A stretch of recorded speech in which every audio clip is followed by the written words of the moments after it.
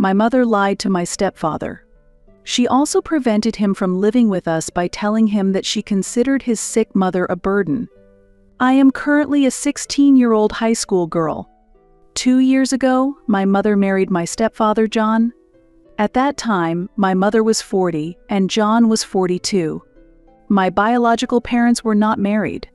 I am the child of a brief romantic relationship that my mother had just after she graduated from college.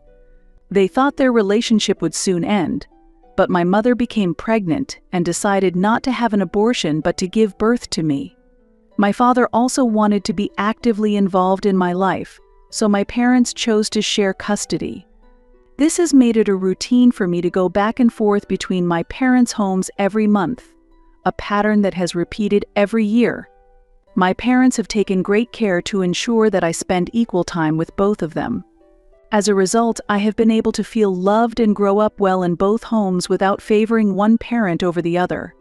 I am truly grateful that my mother and father consider my happiness and emotional stability their top priority and are doing their best for me. I am especially grateful that my parents chose to live in the same city for my sake. This decision has allowed me to move between my parents' homes without unnecessary travel time or stress, enabling me to lead a smooth daily life. However, I recently learned that my parents have given up their dreams and possibilities many times. They chose to live close to each other to cherish the environment in which I was growing up, and as a result, they compromised their careers. My mother also turned down relationships with men who were interested in her, choosing to spend all her time and effort on my growth rather than getting married and building a family. She chose not to balance work and family life, but to devote herself entirely to raising me. I learned about all these sacrifices because of my stepfather, John. He is not an ideal stepfather, and my mother had to reveal all these stories just so I would accept John. If my mother has sacrificed so much for me, I thought I should reciprocate by accepting John. However, there is a part that does not sit well with me. That's because I have never once asked my mother to sacrifice anything for me.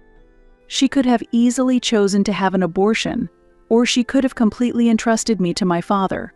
Even though I have had many frustrations inside, I have never felt rebellious towards my mother. That's because I love my mother deeply and sincerely wish for her happiness. That's why I was able to decide to accept John. No matter what kind of person John might be, I felt it necessary to respect my mother's choice and build a relationship with him. John is definitely not a kind person. However, this does not mean that he has treated me terribly.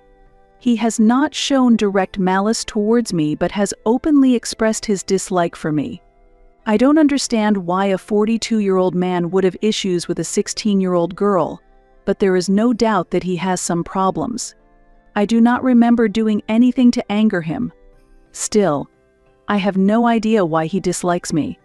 Rather, I have always been polite and kind to him as much as possible. I was raised to be compassionate towards everyone, so even if he showed his dislike through his behavior, I approached him with compassion. But John has never insulted me or spoken ill of me. Instead, he has completely ignored me and acted as if I do not exist as part of the family. This situation has already lasted for 3 years. I have no clue what I did to make him upset, but one day he suddenly stopped talking to me and started acting as if I didn't exist. This behavior is very strange, and I have never encountered such an attitude before, leaving me very puzzled. It feels like he is treating me coldly for some reason, but I have no idea what it could be. Therefore, without knowing what his dissatisfaction is, I cannot even begin to change my actions.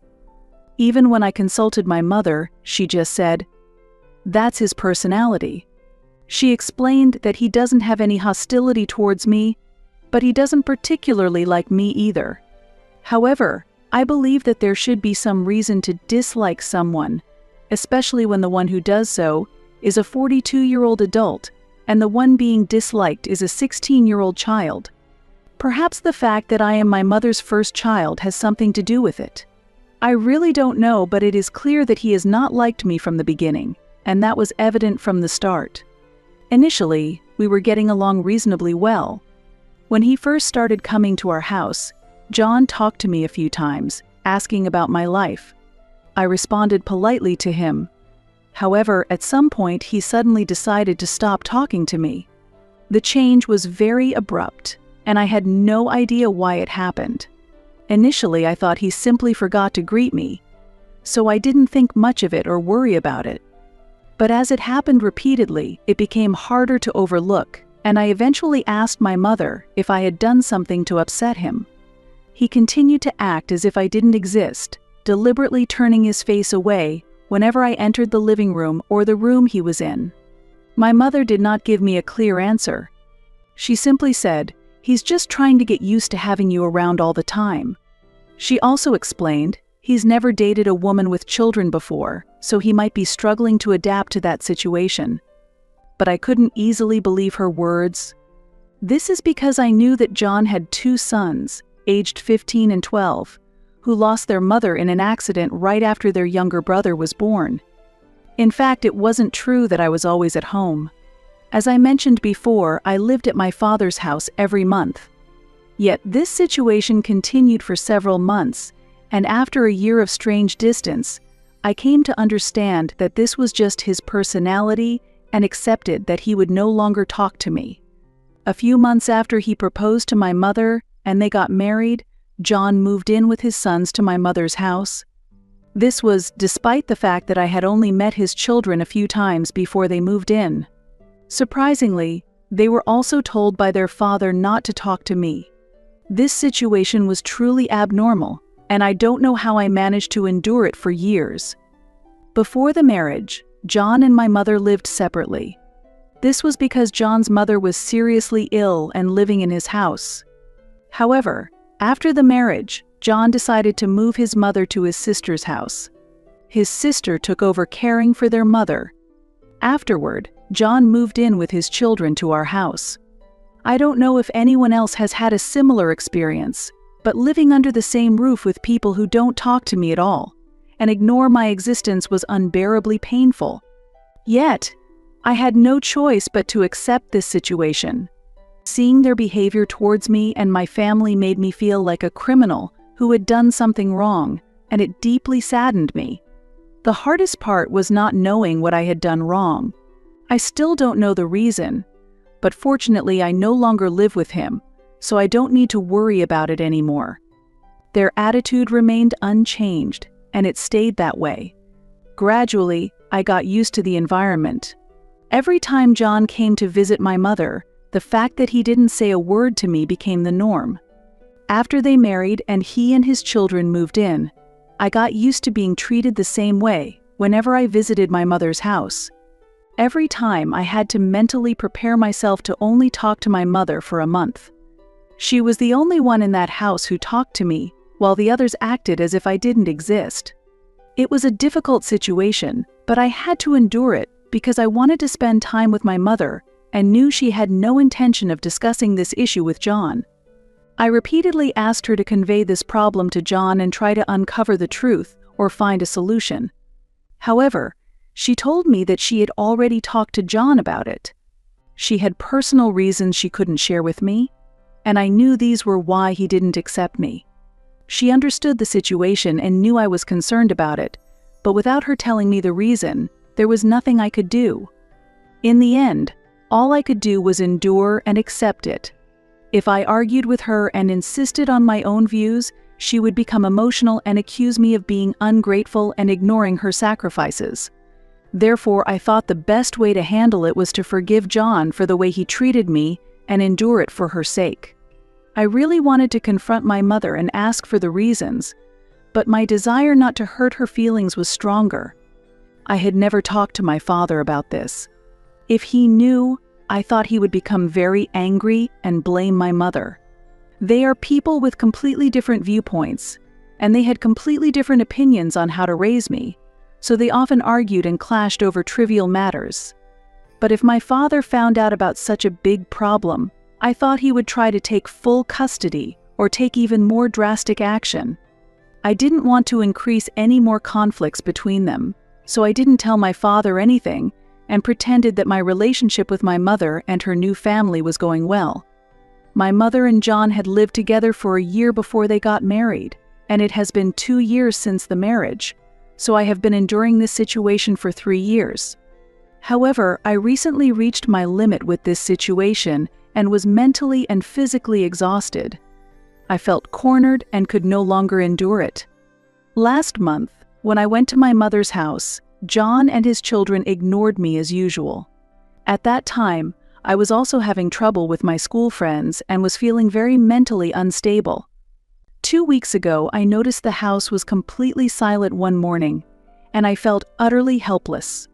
Everything had been normal the night before. Everyone was having their own conversations at home, and I felt ignored, but no one had mentioned any plans to go out. However, when I woke up the next morning and realized that there was no one else at home, I immediately called my mother to check.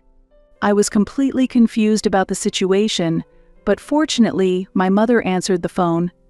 When I asked what she was doing, she told me that she had gone on a 1-week short trip with John and the kids and wanted me to stay at home. I thought it was strange that I, who had no school during summer vacation and no need to go anywhere, was left alone at home to monitor the house's safety. I was not satisfied with that arrangement and told my mother that I could not stay at home all day. If she wanted me to do so, we could simply enhance the home's security. I was also upset that they had left without telling me about their plans. They left me alone at home without giving me any time to accept the situation. Being a high school student, they probably thought I would just say yes and prefer to be home alone. I could have invited friends over and had a few days of fun, but I was just too upset to feel like doing anything. I was deeply hurt by how poorly my mother treated me. At that time, I was also fighting with my friends, so I couldn't invite anyone over, and it was the worst situation in every aspect. I told my mother that I wanted a proper apology for what she had done. I understand that John does not want to talk to me, but at the very least, they should have done the minimum before leaving. Waking up one morning to find the house eerily silent and then being told by my mother to stay at home was not a pleasant experience. Moreover, she told me that I should just get over this situation. She hung up the phone before I could respond. Even when I called back, she did not answer, and she texted me that she would call me when they arrived at the hotel because they were enjoying the trip. I was so upset that I decided to leave the house. I knew no one would be home, but I couldn't care less. I tried to call my mother to tell her I was leaving, but she didn't answer, and it immediately went to voicemail. So I locked the house and placed the keys under the pot as my mother usually does when she goes out. Then, I headed to my father's house and decided to live with him for a while. When I arrived at my father's house, he was surprised that I had returned so early.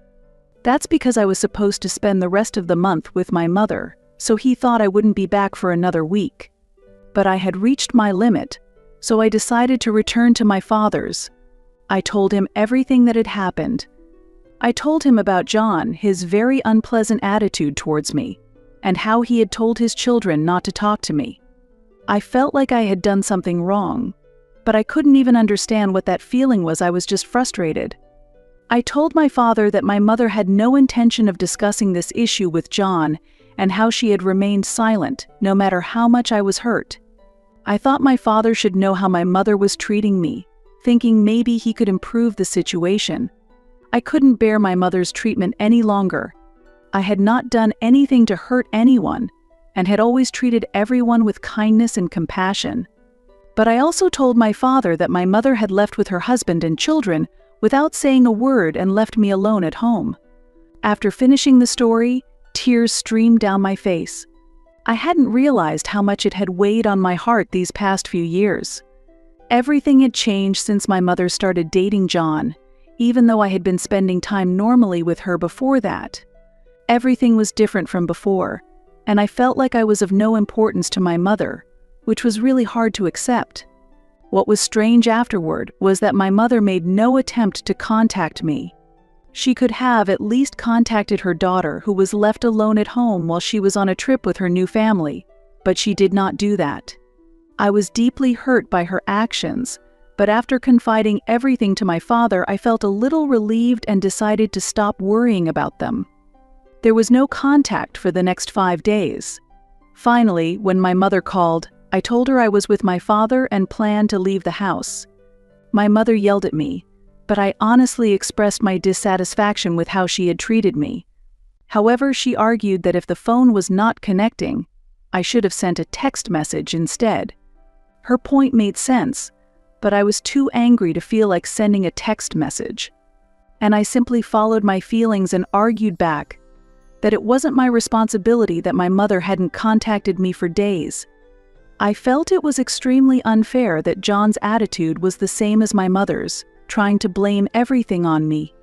And when he spoke to me for the first time in years, all he did was yell at me and criticize my actions. I was very confused by what he said. For example, he seemed to have always thought that I was the cause of breaking up his family, but I had no idea what he meant by that. We had hardly interacted, so I didn't understand how he could think I was a nuisance to his family.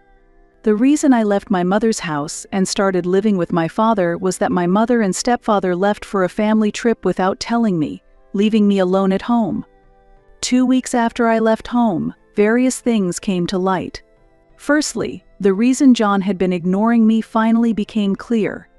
Apparently, when they started dating, my mother told John that I didn't want to live with him. My mother felt burdened living with his sick mother, so instead of being honest with him, she used me as a shield. This happened about 3 months after their relationship began, which was probably too soon for such a conversation, even if it was a serious relationship. However, that was my mother's responsibility, and there is nothing for me to say about her lying to John and saying she loved him. My mother had told John that I had been saying various things about his family and would make his mother suffer. Specifically, she told him that I said his mother was a burden to the family and that I would make her suffer if she lived with us. However, I would never say such a thing, and I know very well how inappropriate that would be. Moreover, my mother told him that I called his children little nuisances who say nothing, and they lived separately until they got married. It became clear that John had treated me horribly because of the lies my mother told him. My mother couldn't tell him the truth that it was she, not I, who opposed living with his sick mother. In his email, he said that if my mother had told him the truth, there would have been no problems with our relationship. But in the end, it is a fact that I was ignored by him for a long time, and my mother allowed it. In fact, my mother had been feeding him all sorts of lies, including that I was continuously causing problems at school, and John had no reason to doubt those lies. He fully believed her, and since we never had a proper conversation, he didn't realize that I was actually a normal woman. Thus, the truth about my mother was never revealed. My mother is a very self-centered person, and because she can't live without us, I thought I had to do something about this situation. Considering what she has done, it infuriates me that she tries to make us believe her unconditionally. I cannot forgive her for overlooking how badly I was treated over the years. Moreover, I heard that she lied to John about me. I sincerely hope that no one else has to suffer as much from their own mother as I have. I have often wondered what is wrong with me and why my mother's husband and his family ignore me. Currently, there are discussions about whether my mother will divorce John, involving some of our family and my parents' friends. My mother is responding to this situation in a very strange way, posting sad posts on social media.